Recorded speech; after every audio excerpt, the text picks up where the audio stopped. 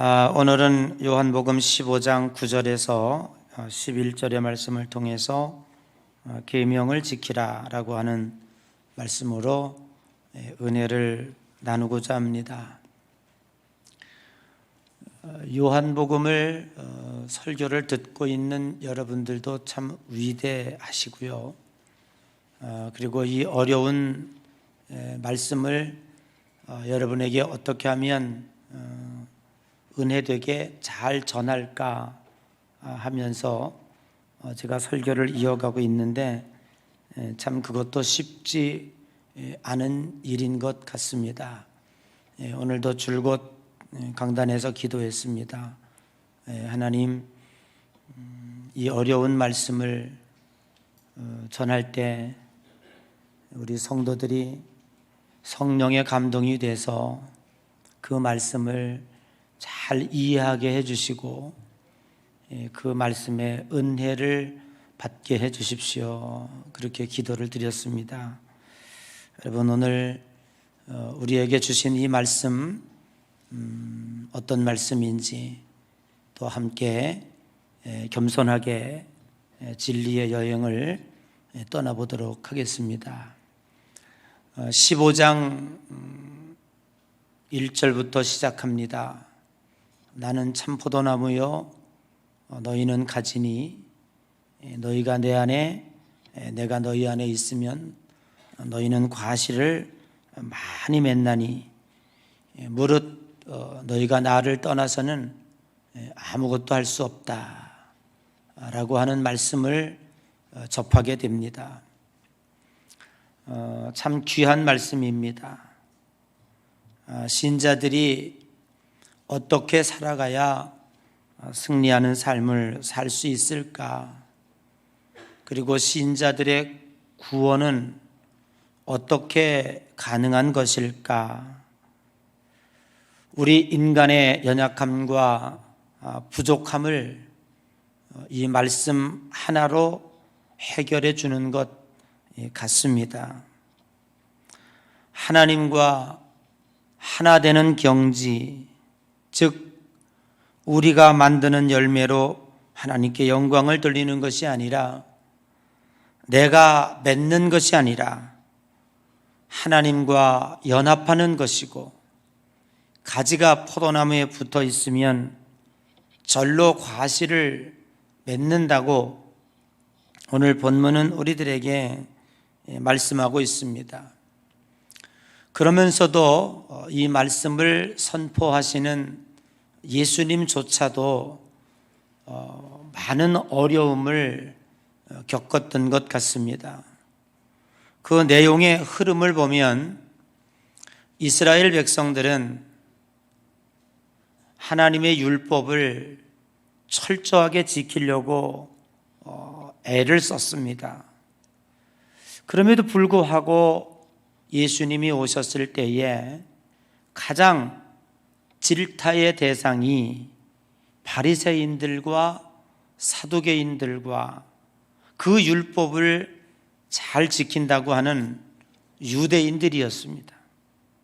심지어는 그들을 가리켜서 독사의 자식이라고 하며 회칠한 무덤 같다고 하며 그들을 책망했습니다. 왜 그랬을까요? 하나님이 선민으로 선택을 하시고 여러 가지 계명을 주셨습니다. 10계명을 비롯하여 그에게서 파생된 36,000개의 계명을 허락해 주셨습니다. 그런데 이들이 그 계명을 잘 지켰다고 했지만 그 지킴으로 인해서 오히려 주님에게 책망을 받은 것은 그것이 자기 자랑이 되었고 그것이 자기 의가 되었습니다. 그럴 바에야 차라리 안 지키는 것이 낫다. 잘 지키고 나서 자기 자랑과 교만에 빠진다면 그것은 오히려 안 좋은 것이라고 우리들에게 메시지를 전하고 있는 것입니다. 그래서 오늘 요한복음에서는 그 계명을 지키는 것에 대한 방향을 완전히 바꾸어 놓습니다. 뭐라고요? 너희들이 나를 사랑하면 내 계명을 지킬지니라 라고 말씀으로요. 그러니까 이제 우리들이 계명을 지키는 것은 쉽게 말해서 주일 성수하고 예배 드리고 11조 드리고 전도하고 봉사하고 여러 가지 십계명을 지키고 먹어야 할 것, 안 먹어야 할 것 잘 가리면서 그리스도인으로서 살아갑니다. 그렇게 하는 것은 모두가 다 그냥 하는 것이 아니라 주님을 사랑하는 것으로부터 시작을 하라는 것입니다. 주님을 사랑하는 것으로부터 했기 때문에 그것이 자랑이 될 수가 없어요. 그런데 오늘 주님께서는 그것으로 끝나지 아니하고 계명이 앞으로 나와요. 계명을 지켜라. 그러면 너희가 내 사랑 안에 거하리라 라고 말씀하고 계시는 것입니다. 우리는 여러 가지 문제를 가지고 있습니다. 나는 참포도나무여 너희는 가지니 너희가 내 안에 내가 너희 안에 있으면 너희는 절로 과실을 맺나니 너희가 나를 따라서는 아무것도 할 수 없습니다. 참 멋지고 좋은 말씀입니다. 그렇지만 여기 열매 맺는 방법은 도대체 뭔가? 너희가 내 안에 내가 너희 안에 있어야 한다고 하는 이 말씀은 도대체 이 추상적인 말씀, 이 개념적인 말씀이 우리는 어떻게 우리 생활과 삶 속에서 실천해 나가야 될 것인가에 대한 문제점을 여전히 안고 있는 것입니다. 그것을 주님은 사랑으로 접근하고 있고 그 사랑은 계명으로 이어지고 있는 것입니다. 계명을 지키는 것이 억압이고 그리고 그 계명을 지키는 것이 더 이상 율법의 강박관념은 아닐 것입니다. 사랑을 말씀하시면서 계명의 즐거움을 느끼고 그 계명을 지킴의 능동성을 우리들에게 강조하고 계셨던 것입니다. 이제는 부자유함에서 자유함으로 나아가게 되었습니다. 계명을 지키지 않았기 때문에 죄책감이 오는 것도 아니고 계명을 지킨다는 것 때문에 내가 남들보다 더 의로워지거나 탁월함도 아니라고 하는 것을 알게 되었습니다.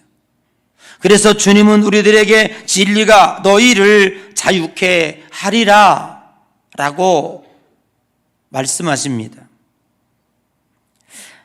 안 믿는 사람들은 기독교인을 볼 때 마치 하고 싶은 것 못하고 무엇인가 부자연스럽고 억압에 붙잡혀 있는 사람들처럼 그렇게 볼 것입니다. 그래서 다방에 가서 차를 마시는데 커피를 가지고 왔던 그 다방 종업원이 에구 여기 세상에서 제일 불쌍한 사람들이 앉아있네 그러면서 속말로 하고 갔던 그 의미는 도대체 무엇이겠습니까?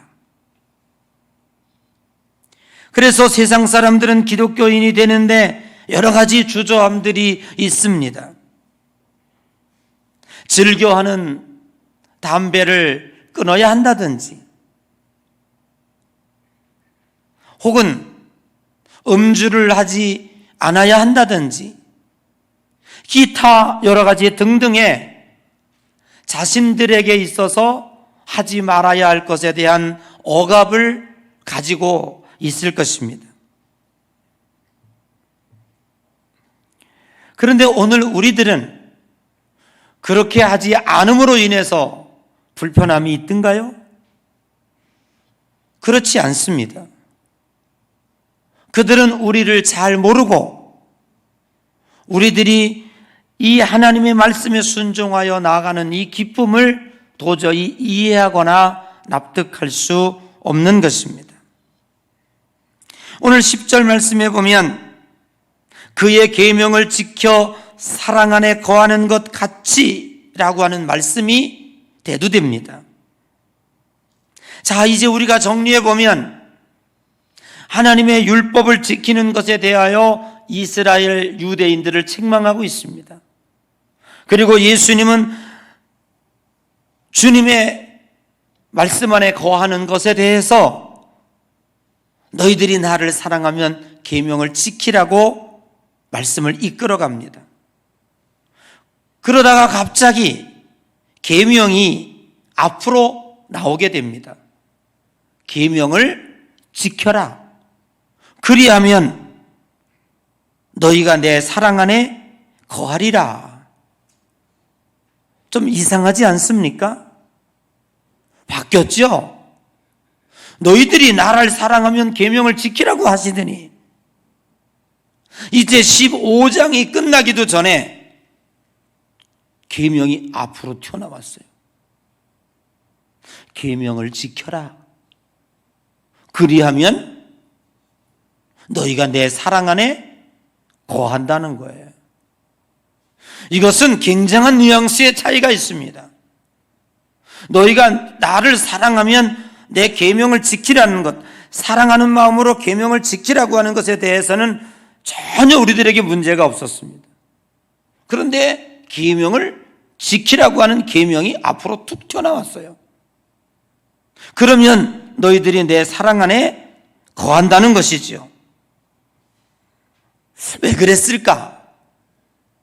왜 주님은 15장의 말씀이 끝나기도 전에 사랑하면 내 계명을 지키라고 하시더니 이제는 계명을 지키라고 하며 계명을 앞으로 내세워서 계명을 강조하고 있을까? 이것이 우리들이 풀어가야 할 오늘 말씀의 숙제인 것입니다. 옛말에 보면 백문이 불여일견이라 하는 말씀이 있습니다. 좀 속된 이야기 같지만 어느 날 음식점에 가서 음식을 먹는데 너무너무 맛있는 음식을 먹었어요. 그리고 친구에게 야, 내가 오늘 말이야 어느 집에 가서 음식을 먹었는데 참 그 음식을 너무너무 맛있게 먹었어. 좀 구체적으로 설명해봐. 어떤 맛인데 맛있게 먹었다니. 도대체 그 맛을 설명할 길이 없어. 너무너무 맛있으니까. 그때 하는 말이 뭐예요? 그냥 먹어봐. 그죠? 그냥 먹어봐. 여러분들이 전도할 때도 답답할 때가 많죠. 설명으로 전도가 되는 것도 아니고 잘 설명해서 그가 교회에 나오는 것도 물론 아니지만 우리가 믿고 우리가 구원받고 우리가 가지고 있는 이 기쁨과 하나님의 사랑과 이 구원과 이 진리를 그들에게 설명해내기가 매우 어려워요. 그때에 아마 빌립도 굉장히 마음이 답답했을 거예요. 나다나엘에게 그냥 와보라. 그냥 예수님께 가서 한번 보자. 이 정도였을 거예요. 여러분들이 전도하는 최선의 말은 그겁니다. 그냥 와봐. 그 말 속에는요, 더 이상 설명할 수 없는 인간의 어떤 것으로서 구사할 수 있는 어떠한 특별함이 있다. 그런 얘기예요. 자, 적용해 볼까요? 이제 예수님께서 내일 아침이면 십자가에 달려 돌아가십니다. 아직도 예수님의 말씀을 충분히 이해하지 못하고 있는 이 제자들을 향해서 최후에 나는 포도나무여 너희는 가지니 너희가 내 안에 있으면 절로 과실을 맺나니 나를 떠나서는 아무것도 할 수 없다. 이 말씀을 해놓고 났는데 과연 이 말씀을 저들이 얼마나 이해할까? 내가 이 세상을 떠나고 하늘로 올라간 다음에 저들이 얼마나 하나님의 말씀 속에서 행복감을 누리며 살게 할까? 이것이 예수님의 과제가 아니었겠습니까? 그러면서 너희들이 나를 사랑하면 내 계명을 지키라. 여전히 부족합니다. 과연 저들이 나를 사랑할까 안 할까도 걱정스럽기도 합니다. 그렇기 때문에 예수님께서는 더 이상 참을 수가 없어. 그냥 지켜. 막 설명을 하시다가 그냥 와봐. 아니면 막 설명하시다가 그냥 먹어봐. 먹어보면 알 거야. 더 이상 내가 너희들에게 무엇을 설명할 수 있겠니? 라고 하는 예수님의 답답함이 아니었을까 하는 것입니다. 왜 이렇게 출연할 수밖에 없을까요? 왜 우리는 이 말씀을 예수님의 답답함을 이렇게 해석할 수밖에 없을까요? 그것은 11절의 내용 때문입니다. 한번 읽어볼까요? 11절 시작. 내가 이것을 너희에게 이름은 내 기쁨이 너희 안에 있어 너희 기쁨을 충만하게 하려 함이라. 아멘. 내가 이렇게 하는 것은 사랑하면은 내 계명을 지켜라. 이것이 포도나무에 가지가 붙어 있는 것이라고 설명을 했는데 정 미흡해요. 그러니까 순간 주님은 바꿔버립니다. 계명 지켜. 그러면 거꾸로 너희가 내 사랑 안에 거하게 될 거야 라고 말하는 거예요. 사랑하면 지키라고 하더니 이제는 계명 지켜. 그러면 사랑하게 될 거야로 왜 논지를 확 바꿔버리셨는가? 그 이유를 여기 11절에 내가 이것을 너희에게 이르는 것은, 내가 이렇게 할 수밖에 없는 것은 내 기쁨이 너희 안에 있어서 너희 기쁨을 충만하게 하기 위함이야. 참 설명이 쉽지 않겠죠.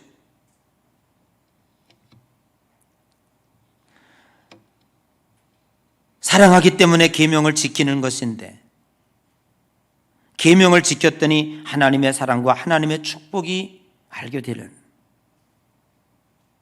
왜 하나님은 우리에게 계명을 지키라고 했는지, 그 계명이 우리에게 어떤 유익을 가져오는지, 하나님이 우리를 얼마나 사랑하셨는지를 알게 된다고 하는 이 진리를 예수님은 이들에게 계명을 지키라라고 말하는 거예요.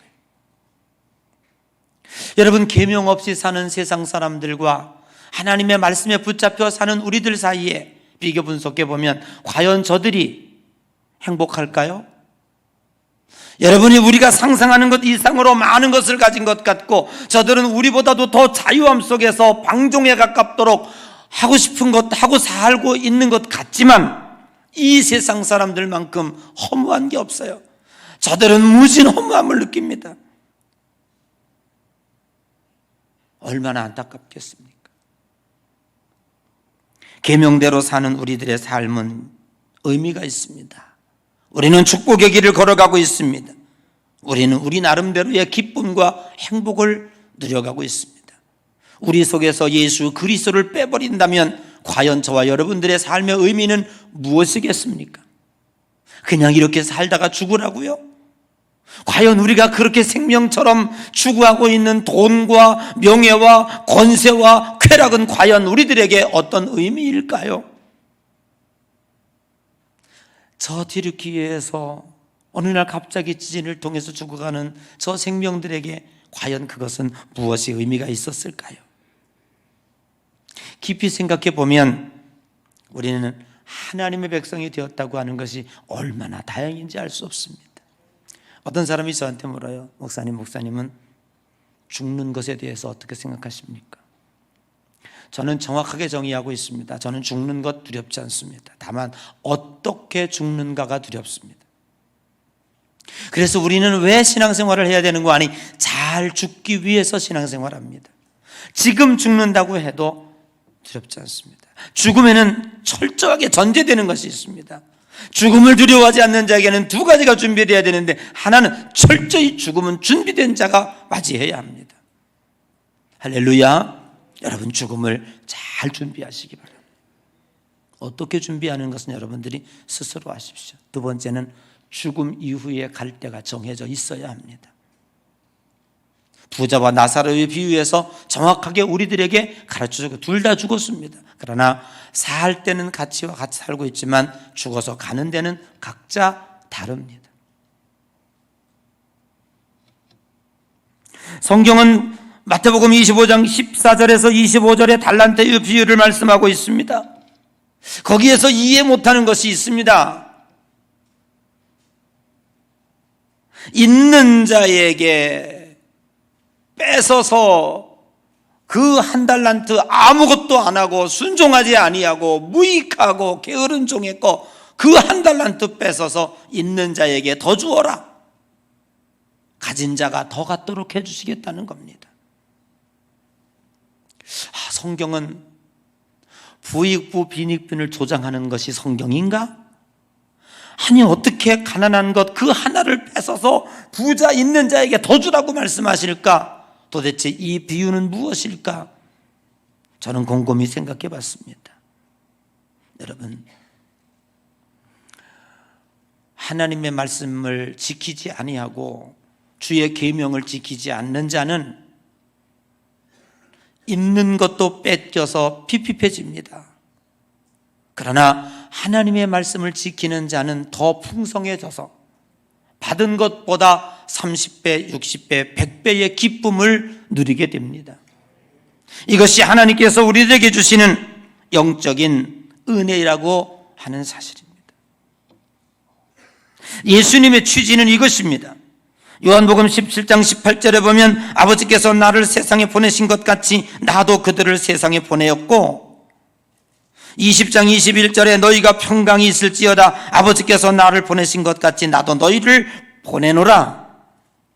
빌립보서 2장 7절 이하에 보면 나를 자기를 비워 종의 형체를 가지사 사람들과 같이 되셨고, 8절에 보니까 자기를 낮추시고 죽기까지 복종하셨으니 곧 십자가에 죽으심이라. 뭐가 생각이 납니까? 보냈다, 간다, 그리고 죽기까지 복종하셨다, 십자가에 죽으십니다. 이것은 곧 뭘 가리키는가 하면 순종을 가리키는 것입니다.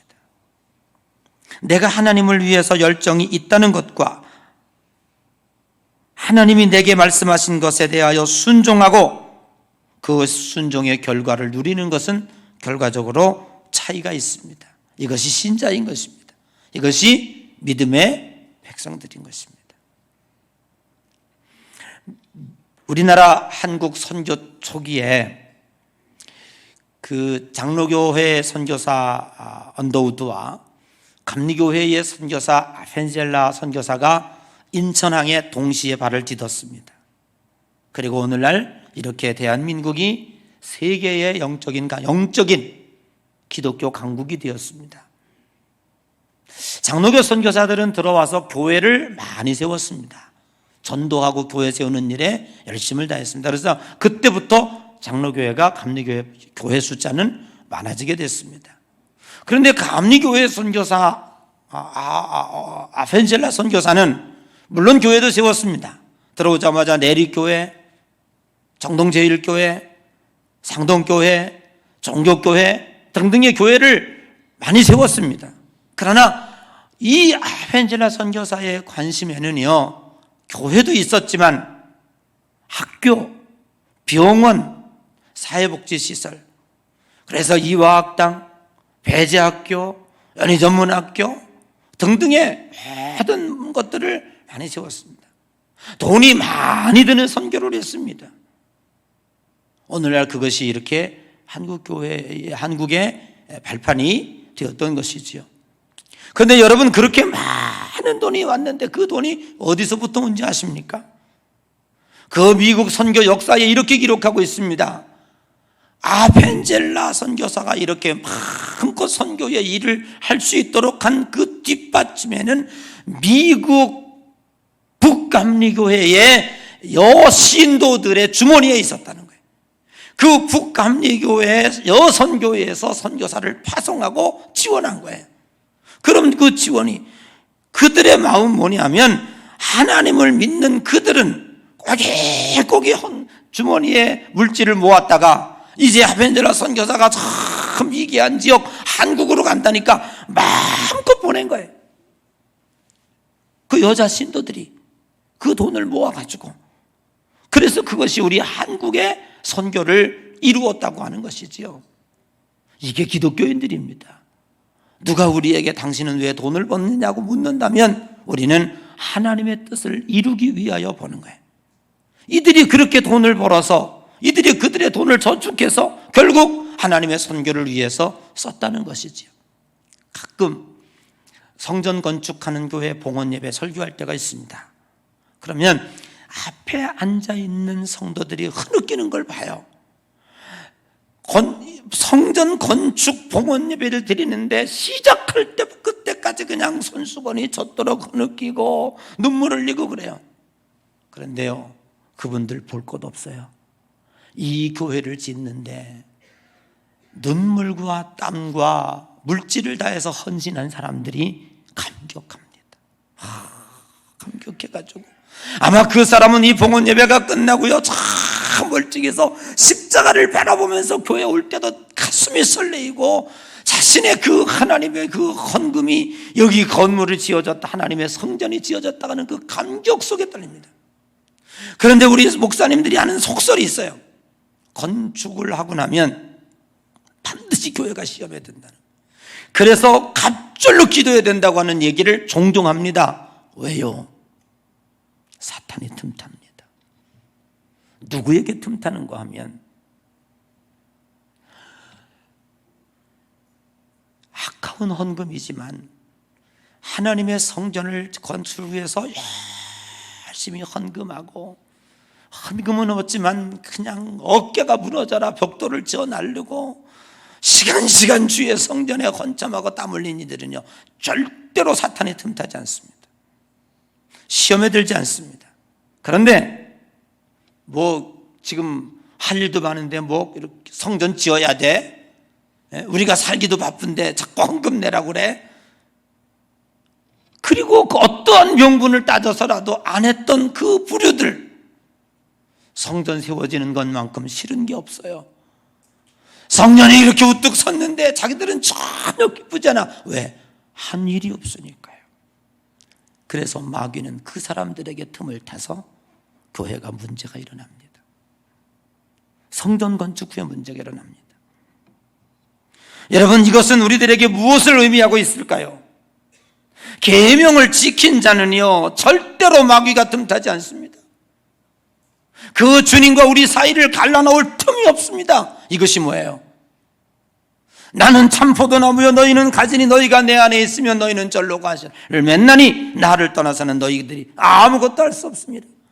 우리들의 신앙의 싸움은 주님과의 붙어있는 싸움이에요. 주님과의 친밀한 관계를 유지하는 싸움인 거예요. 그건 우리 지난주에 얘기해서 사랑이라고 얘기했어요.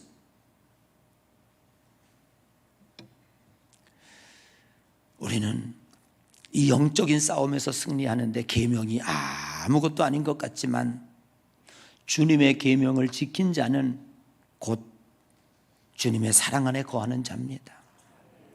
친밀감이 있습니다. 여러분, 한번 우리가 주일 성수 잘하고 있죠, 그죠? 우리 옆 사람 인사합시다. 주일 성수 잘합시다. 오늘 인터넷에서 보고 있는 분도 하세요. 와서 예배 드리세요. 아마 한 달만 빠져보세요.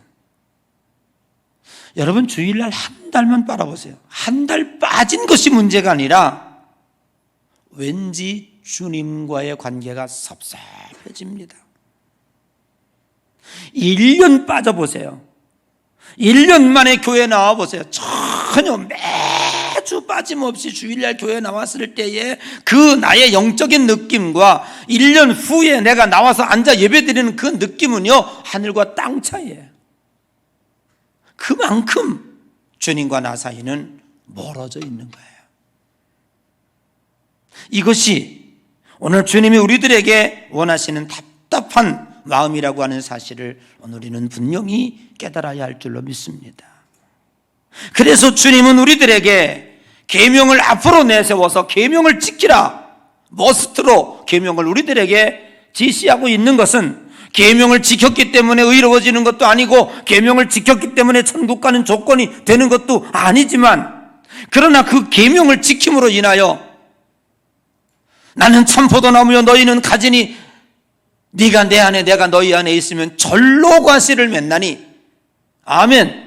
내가 맺는 것이 아니라 하나님으로부터 받아들인 영양분과 수분으로 인하여 내가 절로 과실을 맺나니, 그건 뭐냐면 하나님과 우리 사이에 누군가가 방해꾼이 있는데 우리가 절로 과실을 맺을 수 없도록, 하나님과 나 사이가 분리되도록 우리들을 이끌어 그 방해하는 방해꾼이 있는데, 그 방해꾼이 사탄입니다.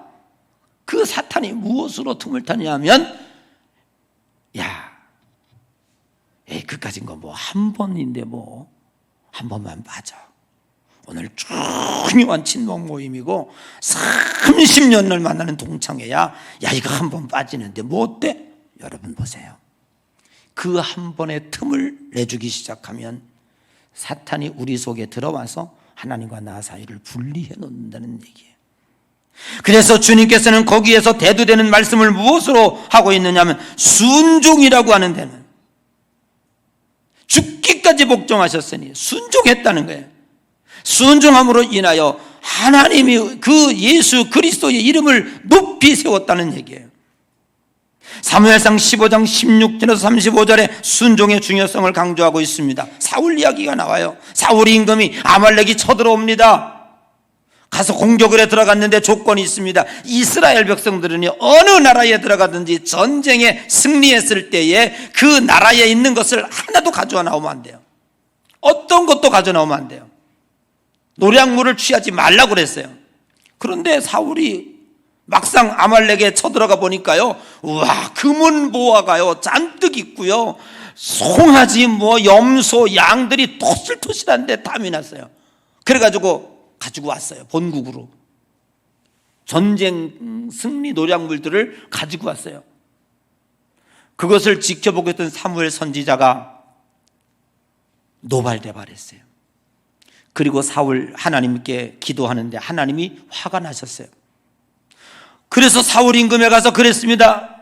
폐하, 하나님께서 분명히 전쟁에 승리하게 해주실 텐데 너희는 노략물을 취하지 말라고 어찌 취하여 오셨습니까? 라고 지적을 합니다. 그랬더니 하는 말이 뭔지 아세요?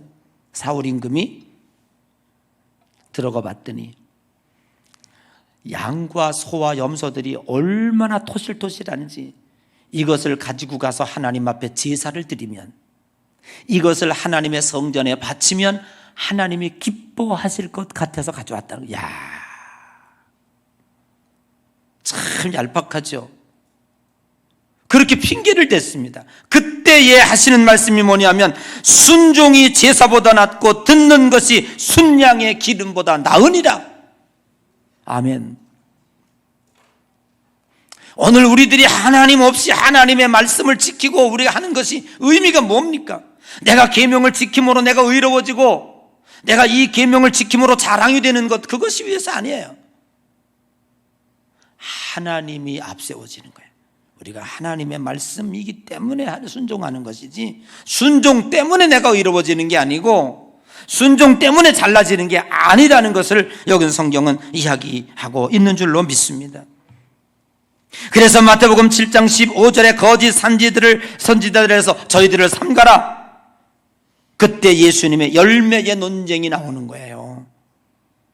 거짓 선지자들을 삼가라 하시면서 좋은 나무는 좋은 열매를 맺고 나쁜 나무는 나쁜 열매를 맺는다라고 얘기했습니다. 그랬더니 그 바리새인들이 뭐라고 얘기했냐면, 내가 주의 이름으로 귀신을 쫓아내고 주의 이름으로 안전뱅이도 일으키고 주의 이름으로 선지자 사역을 했습니다. 그런데 어찌 우리를 책망하십니까? 라고 얘기한 거예요. 그때 예수님께서 뭐라고 말씀하십니까? 마태복음 7장 21절에 너희들이 주여 주여 하는 자마다 다 하늘나라에 들어갈 것이 아니라 아버지의 뜻대로 하는 자라야 하늘나라에 들어가리라.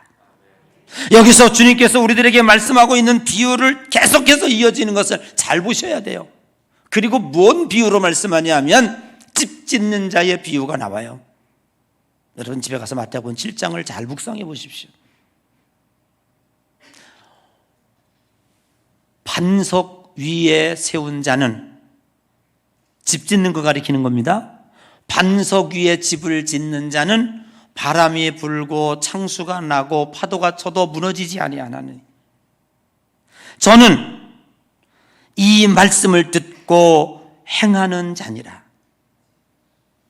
그러나 모래 위에 집을 지은 자는 바람이 불고 파도가 치고 창수가 나고 비바람이 치면 곧 무너지나니 마태복음 7장 26절에 나의 이 말을 듣고 행하지 아니하는 자는 그 집을 모래 위에 집을 지은 자니라. 여러분 무엇이든지 집을 지을 때 건축을 할 때 진짜 중요한 건 기초입니다. 기초를 잘 해야 되는 거예요. 그래서 그 기초를 잘 해야 집이 안 무너지는데 그 기초가 뭐냐? 순종이라고 하죠. 내 이 말을 듣고 행하는 자는 반석 위에 집을 지은 것과 같고 이 말을 듣지 않고 행하는 자는 모래 위에 집을 지은 자. 똑같이 행했어요. 아셨습니까? 똑같이 행했다는 거예요. 똑같이 집을 지었어요. 집 안 지은 게 아닙니다. 똑같이 했어요. 주일 성수 똑같이 하고 11조도 똑같이 하고 전도 똑같이 하고 봉사 똑같이 하고 뭐 성경에 하지 말라 다 똑같이 다 했습니다. 그런데 문제는 뭐냐 하면 하나님의 말씀으로 순종해서 했는지 아니면 자기 이밀에 자기 영광을 드러내기 위해서 했는지 거기에 차이가 있다고 하는 사실입니다. 결국 포도나무와 가지의 관계는 순종의 관계입니다. 가지가 그냥 순종하기만 하면 나머지는 원줄기에 붙어 있기만 하면 절로 과실을 맺는다고 주님은 우리들에게 말씀하고 있습니다. 이제 우리는 결론적으로 답을 찾아갈 것입니다. 율법으로서의 계명이 아닙니다. 나를 사랑하면 이 계명을 지킬지니라. 신자의 계명 지킴은 사랑으로의 조건이었던 것이 이제는 한 발 더 나가 내가 아버지의 계명을 지켜 그의 사랑 안에 거하는 것 같이 너희도 내 계명을 지키면 내 사랑 안에 거하리라. 즉 예수님의 말씀에 순종하여 계명을 지키고 나니까 그리고 깨닫고 나니까 먹어보고 나니까 이 음식이 얼마나 맛있는지를 아는 것처럼 하나님의 계명을 지키고 나니까 하나님의 사랑이 듬뿍 깨달아지더라는 거예요. 하나님의 계명을 지키고 나니까 주님과의 친밀감을 깊이 느끼게 되겠다는 얘기예요. 계명을 지켜서 자기 의가 이루어지는 것이 아니라 계명에 순종했더니 그 순종이 하나님의 사랑을 온전히 완성해 주더라는 거예요. 사탄이 갈라놓을 수 있는 틈이 우리에게는 존재하지 않는 거예요. 우리들의 싸울 것은 육체가 아니요 우리의 싸울 것은 악한 마귀 권세들입니다. 마귀들이 우리들에게 틈타지 않게 하는 유일한 방법을 주님은 제시하고 있는데 계명을 지키라 해요. 그래서 엄히 여러분들에게 말씀을 드립니다. 주일 성수했다고 그것 때문에 천국 가는 건 아니에요. 천국은 믿음으로 갑니다. 그러나 난 여러분에게 감히 말씀드립니다. 주일 성수 잘 하십시오. 항상 기도하십시오. 말씀 보는 일 게을리하지 마십시오. 할 수 있으면 믿음대로 11조 잘 하십시오. 내가 이 말을 하기는 참 어렵습니다. 여러분이 어떻게 받아들일까 걱정스럽긴 합니다. 그러나 하십시오. 그러면 여러분과 하나님 사이에 절대로 악한 영이 틈타지 못할 겁니다. Almost 크리스찬이 되지 아니하고 신자 되기 원합니다. 진짜 신자가 됩니다. 오늘 우리가 이렇게 기쁨을 잃어버리고 열매를 맺지 못하고 살아가는 이유는 내가 신자인 것 같지만 어딘가 주님과 붙어있지 못하는 틈이 생겨서, 하나님은 우리들에게 축복하고 싶지만 그 축복이 내게 전달되지 않아요. 끊어진 거예요. 단절되어 있습니다. 시한부 인생인 것뿐입니다. 오늘 주님이 우리들에게